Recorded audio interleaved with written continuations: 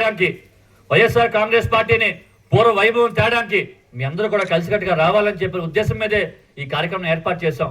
ఈ కార్యక్రమం ముఖ్య ఉద్దేశం కార్యకర్తలతో కృష్ణ చైతన్యాన్ని పెట్టడానికి ముఖ్య ఉద్దేశం మిమ్మల్ని గ్రామ కమిటీలు సభ్యుల్ని వేయమని చెప్పడం.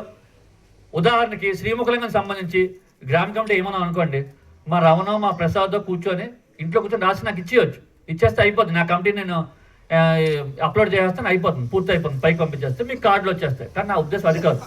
ఆ రాసిన కమిటీ సభ్యులు ఎవరనేది చూద్దామని, ఒకసారి తెలుసుకుందాం, కార్యకర్తలకు మరింత చేరువవుదాం, ఆ కార్యకర్తలకు అన్యాయం జరిగినా కష్టం వచ్చినా మేము ఉన్నామని చెప్పి భరోసా ఇద్దామని చెప్పి ఉద్దేశం మీదే ఈ కార్యక్రమాన్ని చెప్పి పెట్టాను తప్పితే ఏదో నేను ఎమ్మెల్యే అయిపోదామనో లేకపోతే నాకు మీరు గెలిపించాలో నాకు రేపు 6 నెలలకో 3 నెలలకు ఎలక్షన్ లేదు. ఎలక్షన్ ఇంకా 3.5 సంవత్సరాలు ఉన్నాయి.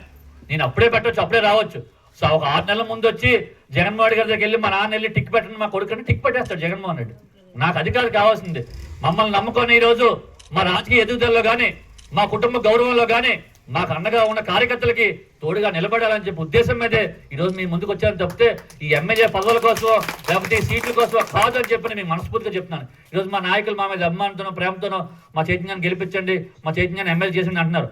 ఎమ్మెల్యే టికెట్ నాకు వచ్చినా నాన్నకు వచ్చినా ఎవరికి వచ్చినా సరే నేను ఈరోజు చెప్తున్నాను, వైఎస్ఆర్ కాంగ్రెస్ పార్టీ నుంచి నరసన్నపేట నుంచి ఎవరు పోటీ చేసినా సరే మళ్ళీ అఖండ మెజార్టీతో శ్రీకాకుళం జిల్లాలోనే నరసన్నపేట నియోజకవర్గంలో ఎక్కువ మెజార్టీ వచ్చిందనే విధంగా మనందరం కలిసి పనిచేద్దామని చెప్పని ఏదో వేదిక ముందు మేము పనిచేస్తే సరిపోద్దు. మీ అందరూ కలిస్తేనే మా బలం. మీ అందరూ ఈరోజు ఇక్కడ కూర్చున్నారు కాబట్టి మా బలం. మేము ధైర్యంగా గట్టిగా నేను మాట్లాడుతున్నా అంటే మీరందరూ ఉన్నారని చెప్పి మా బలం.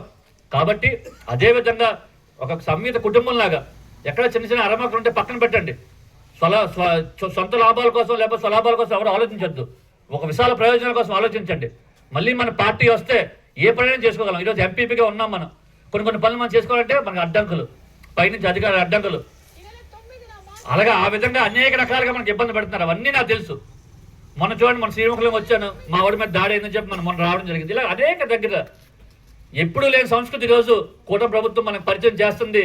తప్పకుండా ఇటువంటి వాళ్ళందరికీ కూడా సమాధానం చెప్పడానికి స్వామి అదేది ఆ డిజిటల్ బుక్ ఇవ్వండి.